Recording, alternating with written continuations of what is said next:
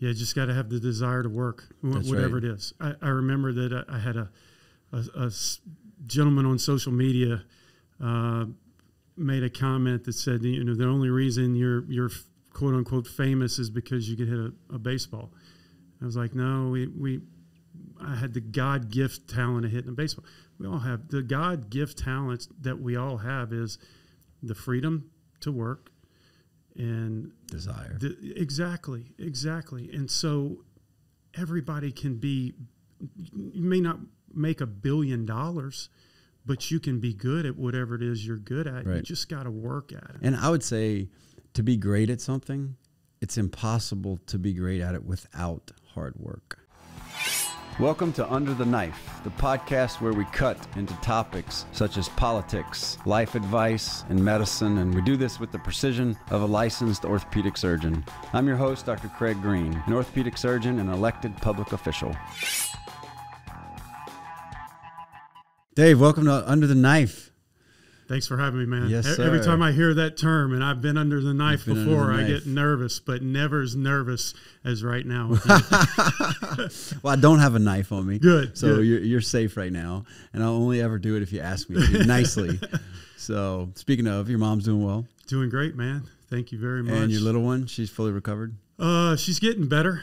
She's following the doctor's orders, so she's staying off her feet till February the 1st. Now, ironically, you diagnosed her as a injury to the growth plate just below her knee, and that's kind of the injury that derailed my baseball career. Was an injury to my growth plate to my left wrist. So we take that very seriously in our house. Yeah. So tell the listeners about. I mean, you're a star in this town and many towns, but tell them about your storied career. First of all, you were Mr. Everything at Catholic High, I think, right? No, that's true. Were you 91? I appreciate that. Were you 91?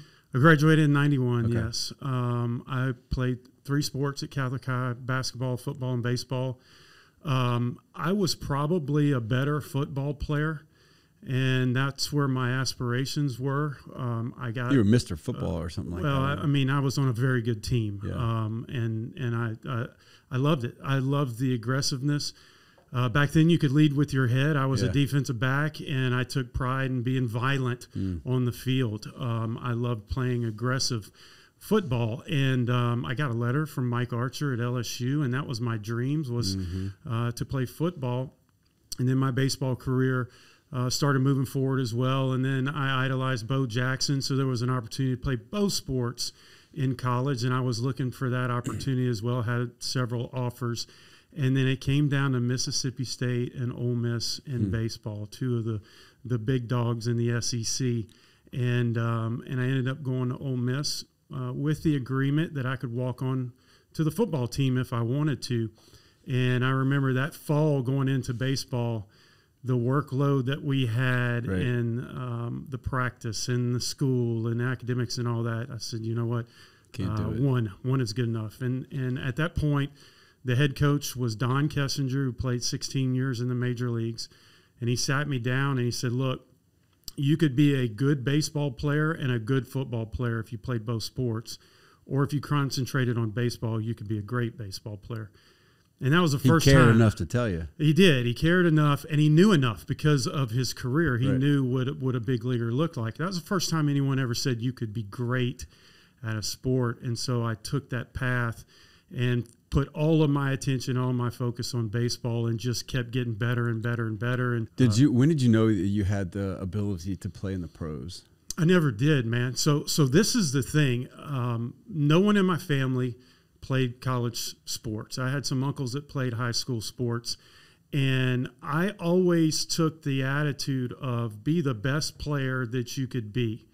So when I was in Little League, I wanted to be the best Little Leaguer in hopes that maybe I could play high school baseball. When I got to high school, it was one of the goals. Now, my ultimate goal was to play Major League Baseball. My ultimate goal was to make it to the top. But all of the steps going up there was be the best high school player you could be. When I got that, when I achieved that, then I turned my focus to being the best college player. Then somebody said, you might get drafted. Well, lo and behold, I got drafted. Then my focus was be the best minor league player. And how long were you in the minors? A year and a half. Wow, that's I realized that wasn't the place to be. It was a yellow. You took the yellow bus back then. Yeah. 13-hour road trips.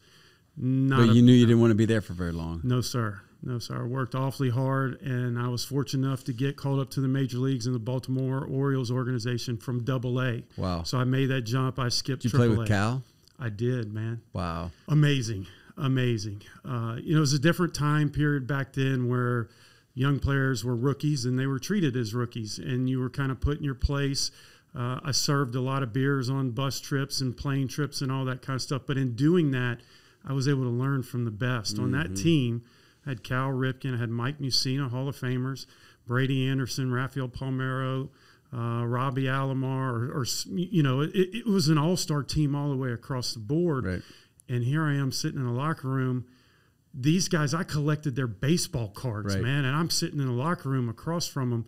Kind of intimidated. Yeah, I was really intimidated. So it took me a little while to get going. So when you got on the field, was it just baseball, or was you still intimidated? Man, I got on the field, and I remember Camden Yards, and I looked around, and you see 3 levels to the stadium now. And in the 90s, that was 97, they're selling out. There's 50,000 people in there. I'd never played in front of 50,000 people before. And I remember the first game, I was so nervous, I was shaking. I was standing at the plate, and if you really zoom in, you can probably see my knees shaking, you know. And we were warming up in the outfield. I was playing right field, and Brady Anderson was the center fielder, and he knew I was nervous. And the first warm-up throw I threw to him was perfect. And Brady just dropped his glove, so it intentionally went all the way back to the wall. Kidding. And the fans just started going crazy. They were all over me. So that was his way to break the ice. Like, hey man, let's relax here. This is just a game, same game. Yeah. Now take us from how long were you at Baltimore? I was with Baltimore for a short period of time because in '97 they had the expansion draft. Arizona Diamondbacks was a new team coming into the league, and the Tampa Bay Devil Rays were new teams. And the expansion draft gave both organizations opportunity to draft players from each major league team. They went around and picked players from each team. I was in the Arizona Fall League, which is where you send all the top prospects as a Baltimore Oriole. Had a pretty good fall league and really never thought anything of it. And I remember on draft night, all my roommate and all my teammates were watching the game. I was packing to go home. I was expecting to go home. And sure enough, they start yelling, "Luch, you gotta draft it." And I'm like, "What?" Now, would that be considered a good thing or a bad thing if you got drafted? Well, I thought it was a bad thing at the time because I loved the Orioles, and I was one of the top prospects.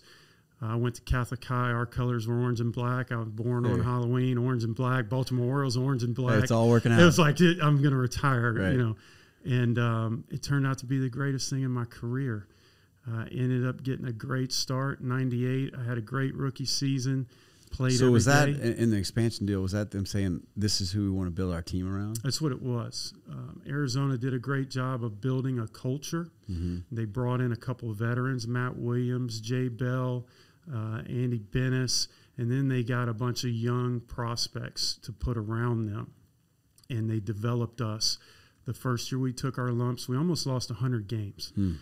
We sold out every day. We were in a beautiful indoor stadium. Yeah, back then it was Bank One Ballpark. Now it's Chase Field. And our manager, Buck Showalter, was great at putting together character players on and off the field. Jerry Colangelo was our owner, and his goal was to win with class. We took a beating in 98, but they started bringing in more free agents in 99. We made the playoffs. And in 2001, the fastest team to ever win the World Series. Only took us 4 years. The Arizona Diamondbacks beat the heralded New York Yankees in 2001, right after 9/11, which was unbelievable. So, and you were part of the team that built up to that. Yeah, I was part. I was actually the last original Arizona Diamondback to either get traded or released from that organization in 2003. So I feel like I had something to do with it, but there was a lot of people that had plenty to contribute to that team to get us to where we were and set the standard for that organization. So what kind of lessons do you pass on to people about that? Like when you say you got drafted, you couldn't have plotted that pathway out, right? Yeah, no, I never expected to get drafted, and I had to overcome a lot of hurdles. I was always looked at for an outfielder in the steroid era. I was always looked as I was undersized. I was 5'10". In my prime, when I got my man strength, I was 205 pounds. That was small because the average height was 6 foot. Those guys were giants. Look at David Judge now. Yeah, I mean they're huge, and they were big back then as well. So I had to break that stereotype. That was before Alex Bregman, Jose Altuve. That was before 5'8" guys were doing well because they just didn't take chances on those guys. So I was always overcoming something. It's the reason I didn't get recruited to LSU. LSU were recruiting boppers. They were recruiting big, strong guys. Right. I didn't fit that mold. It's their loss. You know, they won national championships along the way, and I made it to the major league. So we both ended up in good spots. But just hard work ethic. I overcame some serious injuries because of my hard work. I overcame the speed bumps and breaking that stereotype. I remember my first baseball card, and I never realized that I was smaller than anybody else, not even in football. But my first baseball card, I looked at it on the back of it, it said, an undersized overachiever. That was on my rookie card, and I started thinking, undersized? Like, what does that mean? I start looking around. I'm like, good God, I'm a lot. These guys are huge. Well, but you had the mentality that you were much bigger than you were. I did. I mean, I always believe that you can't judge the size of someone's heart. And I took the aggressiveness that I had on the football field and I put it on the baseball field. And there was no wall that I wouldn't run through. There was no second baseman I wouldn't try to take out. And what do you think drove you? Man, you know, I don't know. I come from a family that works their tails off. My mother was a single mother that put 2 kids through Catholic school and made sure we always had something and worked. Got up at 4 o'clock in the morning. My dad is a hard worker. That's all I know is to go out there and you work hard. Grind it out. And the other thing is I truly believe that we all have gifts. And if you want to please the good Lord, you take those gifts and you try to be the best that you can with whatever those gifts are. Whether you're extremely intelligent, whether you're extremely fast, it doesn't matter. But to sit on a gift and not do anything, I think is the biggest waste. And I knew I had a gift. I had very strong hands, very quick wrists. I was blessed with athleticism from my genetics, and I wasn't going to let that go to waste. So and that was nourished. It was. You take a gifting and you feed and you water it and see what happens, right? You know, the thing was that I always in the back of my mind would tell myself, I'm going to do what other people are not. There's no one on this planet that's going to outwork me. And on Christmas morning, when everybody was taking the day off, I didn't take the day off. I opened my presents, I went out, hit, and I ran, and I got better every single day. And I think because of that mentality, I was able to go to a level that 0.05% can go to. You know, I'm reminded of I walked on the LSU football team, and I had a great coach named Jerry Baldwin. And at the time, I remember I couldn't decide, am I going to go to seminary or medical school? And I remember him telling me, he said, Craig, the call of God on your life doesn't change based on what you choose to do for a living.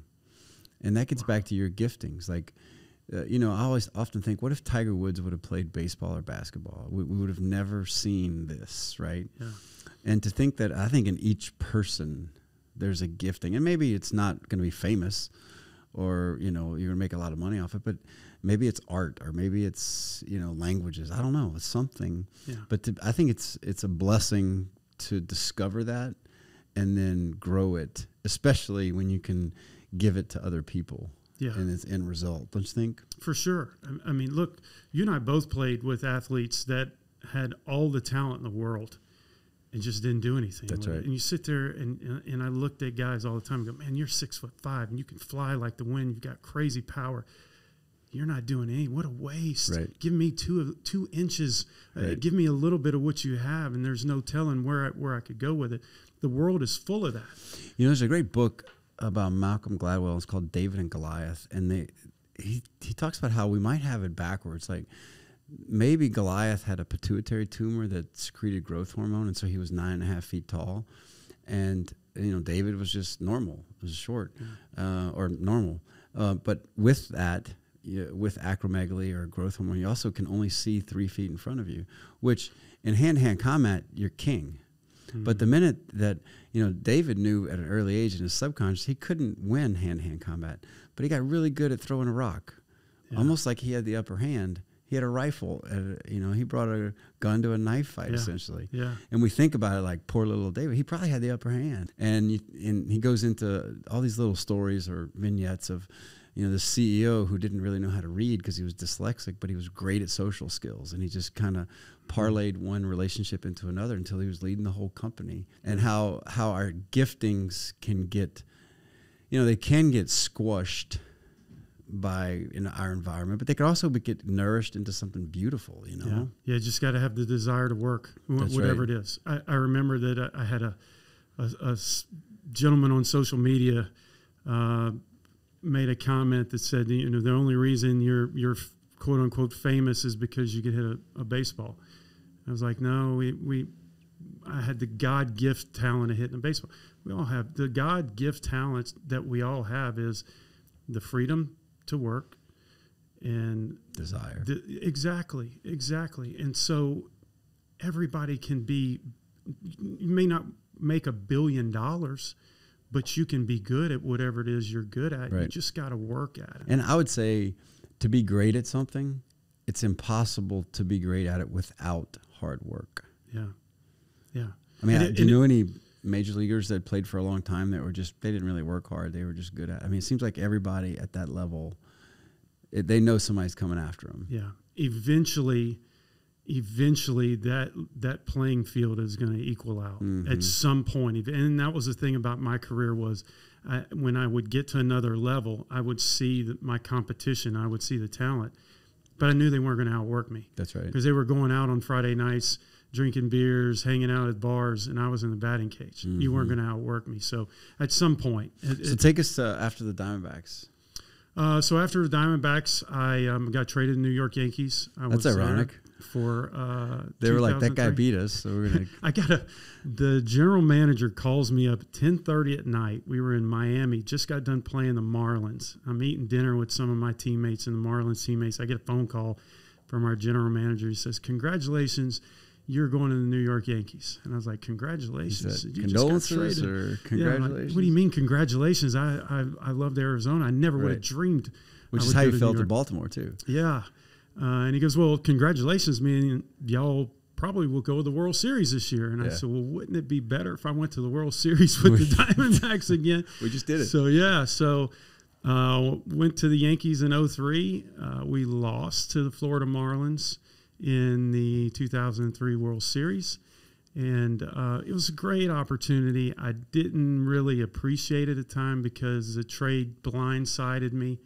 I mean, playing for the Yankees has to be like, is this real? It was the best. Yeah. It was the best. Because Jeter was on that team. Was A-Rod on that team? No. A-Rod was not there, but Andy Pettit, Roger Clemens, Mariano Rivera, Jeter, Bernie Williams. Golly. We were loaded, man. And you were Jorge Posada, in it. And I was right there with him. Every 8 million people know who you are when you play with the Yankees in New York City. That's on one island.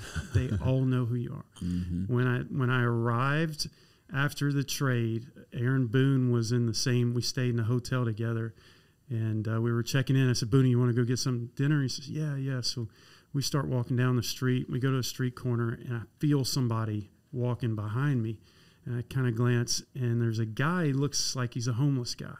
He's got one of those big 1980s jam boxes, and it's duct taped around his neck, and he's following us from corner to corner to corner. So finally, after about 3 blocks, I turn around and say, "Can I help you, sir?"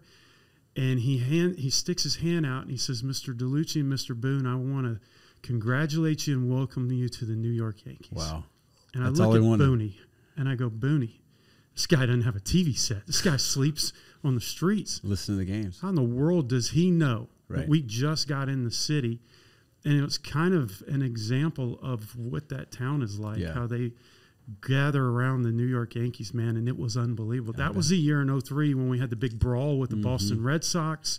It was just awesome, man. Yeah. It was awesome. The energy had to be off the charts. Amazing.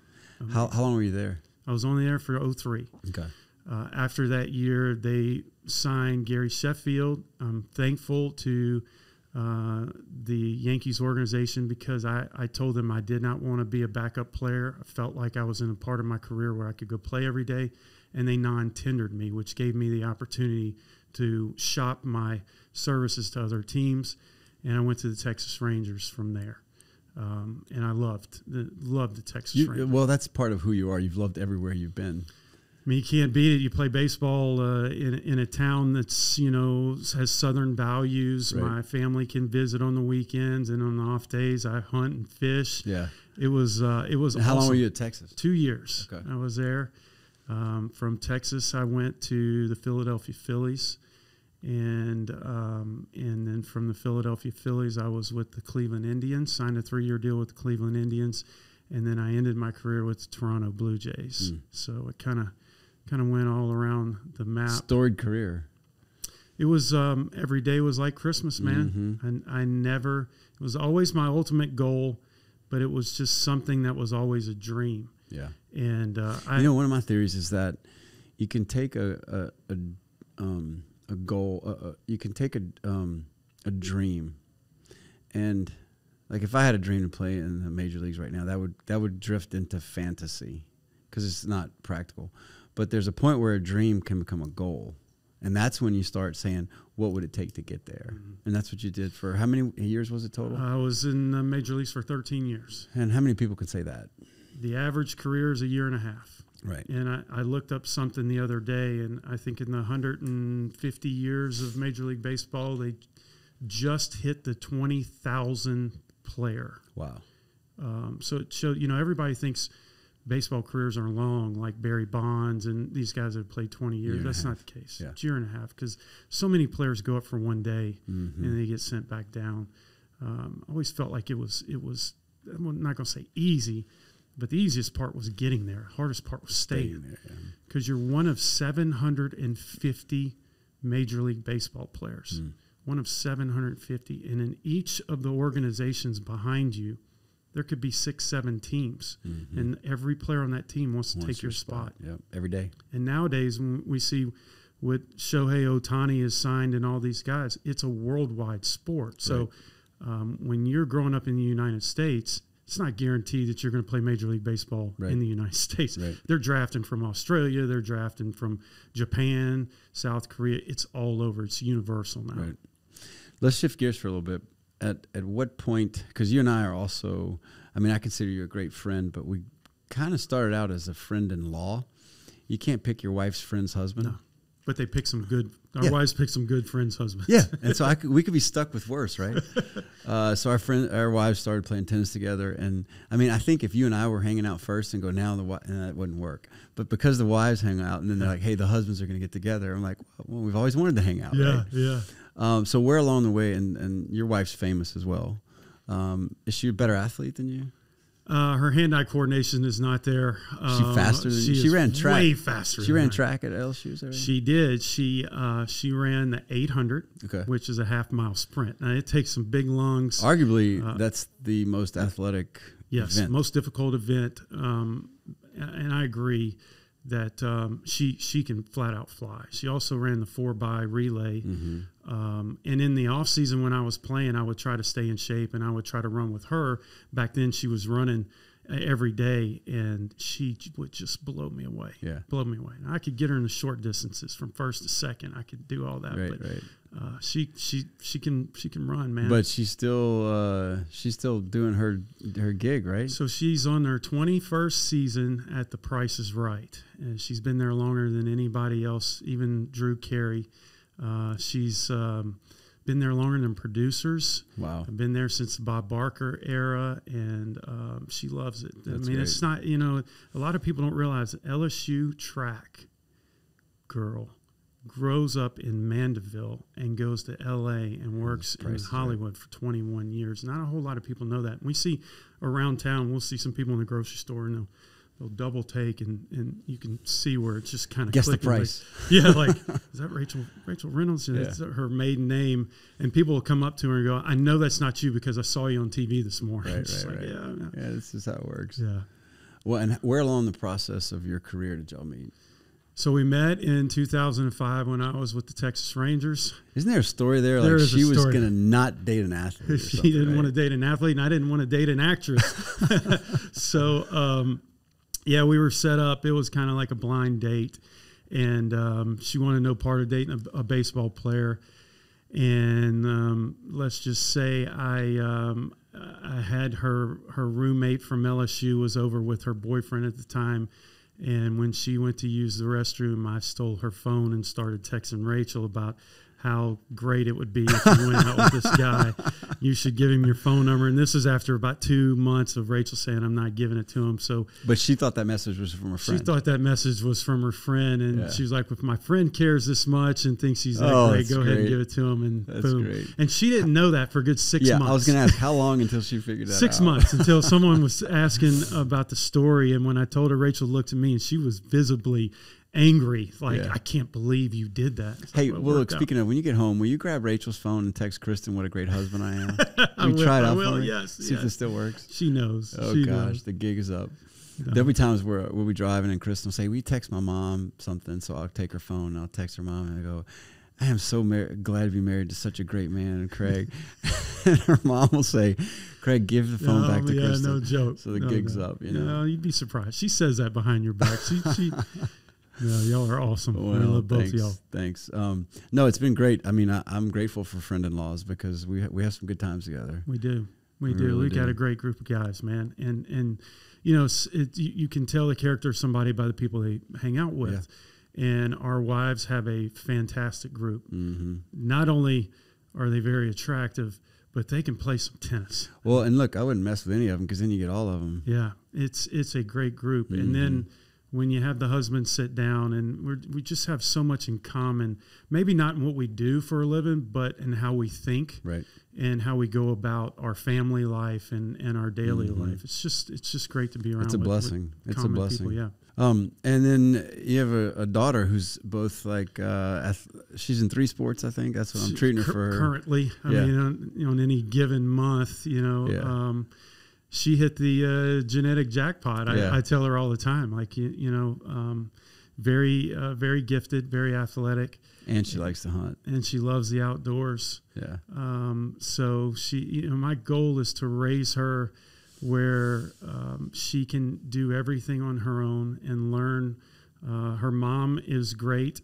For the side of, and Rachel's not really like she wasn't a beauty pageant, wasn't in cheerleading or anything like that, but she leans heavily on her mom for that kind of stuff because that's part of her career. But Rachel is also very athletic as well, so she gets both sides. And then from my side, I try to teach her as much as I can so that she is not dependent on any man when she gets older and starts dating. It's true. Plus, I want these big, huge shoes that no man can fill. Yeah. So that she won't have to get married till she's about 35. Well, then she can be picky. Yeah. I think high standards are a good thing. Oh, absolutely. Yeah. Absolutely. We have high standards. That's right. I mean, that's right.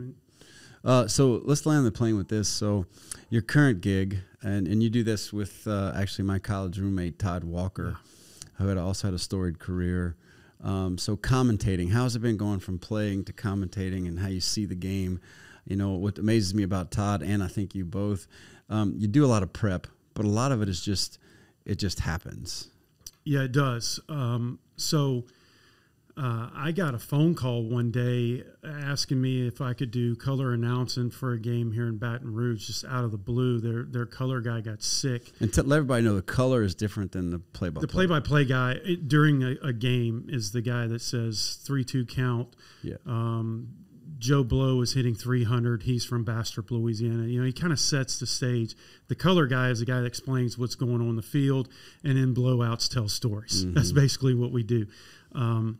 We also have to interview coaches, and we also have to know the backstories for every player and where they came from. In today's day, with the transfer portal, I've got to learn new guys every single year. Like right now, I'm cramming for this upcoming baseball season. So it's like studying for a test.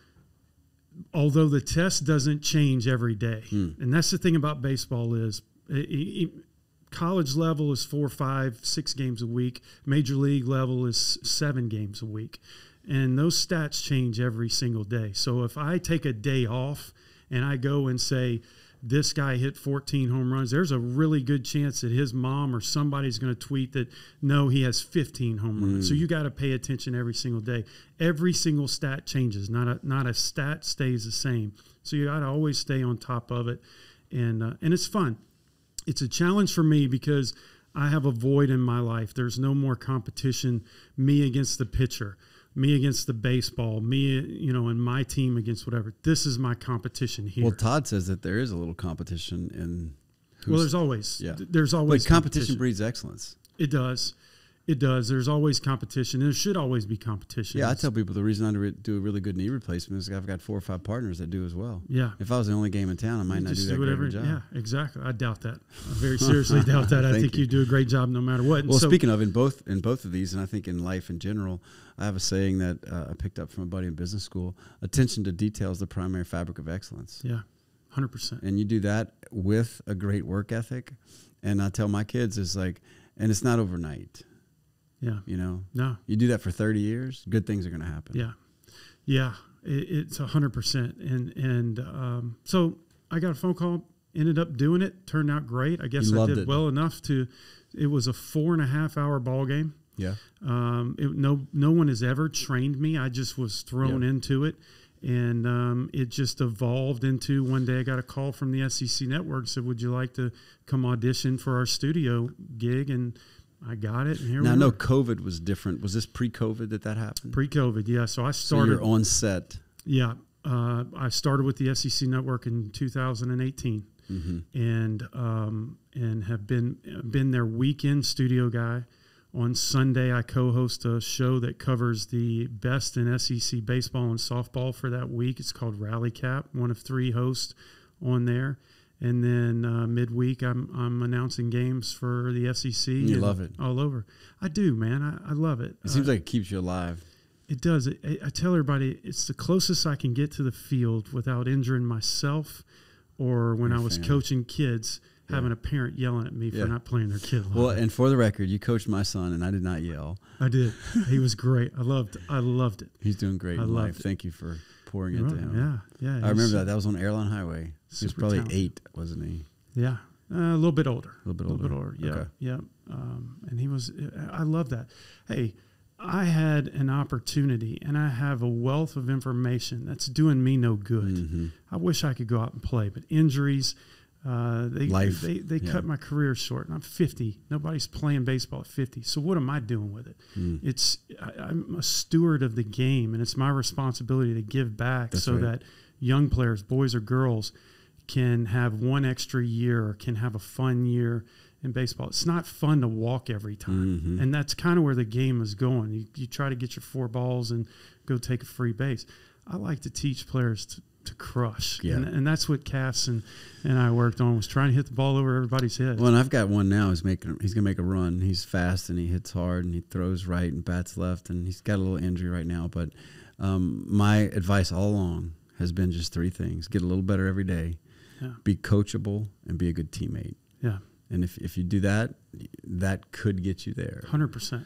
100%. And I'd add to it is to treat every day like it's your last.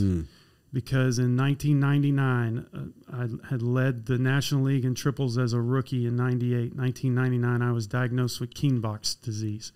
And I walked in there and I sat in front of all the brass and our team hand specialist, Dr. Don Sheridan, and they told me my career was over. And I said, no, it's not.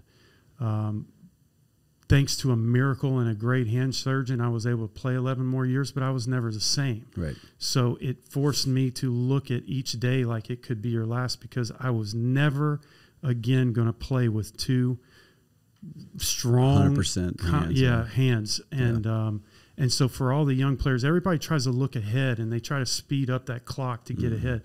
Take every day like it's going to be your last day. That's good stuff. Man, I can't thank you enough for being on. Yeah, man. Thanks for having me. Hey, do you want to be found? If people, do you have a social media? I am on social media. I rarely check it except when I'm on the deer stand and there's not much going on. So I've got a Twitter account at David Dellucci, Instagram, and Facebook. Yeah. If I don't respond, I'm sorry, because I'm just not a social media guy. But check out the SEC Network and Rally Cap. It's an awesome show. We promote the best conference in collegiate sports. It's only getting better. It's a lot of fun, man. Well, thanks for being on, and good luck to you. Congratulations on a great career, incredible family, and we can't wait to see what's next in the David Dellucci chapter. I appreciate it. Thank you for being you, man. All right, brother. Appreciate you. Thank you for joining us today, and a big thank you to all of our listeners for tuning in to this surgical exploration of politics, healthcare, and life. I've been your host, Dr. Craig Green. Remember to stay informed, stay sharp, and join us next time to see which of life's topics we'll dissect under the knife.